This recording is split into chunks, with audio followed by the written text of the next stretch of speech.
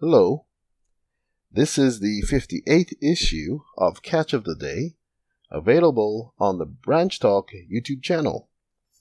Today we're going to continue reading from Doug Mitchell's book, The 3 Decrees to Build the Second Antitypical Temple and Building the Tabernacle in the Wilderness. Starting near the top of page 11, here you see that the announcement of this long-expected event is to be made by someone's publications. Moreover, he publishes peace, and thus announces the restoration of the kingdom. This is the only peace that the world can have. There is to be no other. Those who keep God's solemn feasts and perform their vows shall have this peace. None others shall. 2 TG 42:41. Unrevised. He further identified who was to bring the revival and reformation. He was only announcing. Who is to bring this revival and reformation? This great change? The branch. 1 TG 8:24. And so it has been since 1955. God has been continuing to speak to us through the gift of prophecy. Isaiah 62:1, 12 symbolic code 3:3, 1 TG 42:4. In the unfolding of the branch message.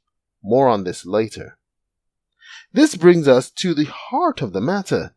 That is, if the initial announcement of the fall of Babylon was the perfect fulfillment of the antitype, then that which Brother Hardif described as the first decree of Cyrus, the work beginning in 1844, should have affected the return of all the vessels that were taken by Antitypical Babylon, the Catholic Church, at that time, according to the type, Ezra 1:7 and 8.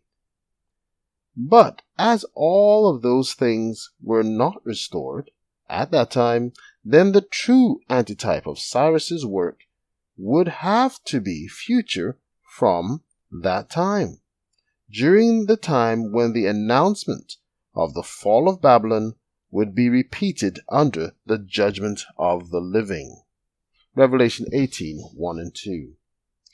In summary of this point, we see that while under the first announcement of the fall of Babylon in the summer of 1844, there was a general denunciation of the so-called Christian festivals, such as Sunday keeping, Christmas, and Easter, there wasn't any restoration of all of those things that the so-called Christian festivals, Christmas and Easter, etc., had supplanted, except the Sabbath, the state of the dead, and a few other following the announcement of that fall.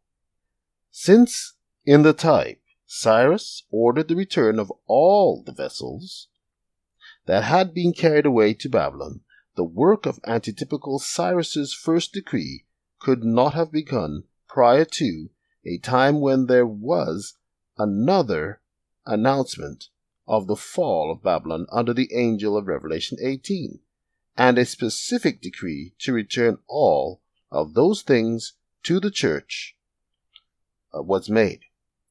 Among those vessels that were taken away were the antitypical feast days and the times and manner of true worship.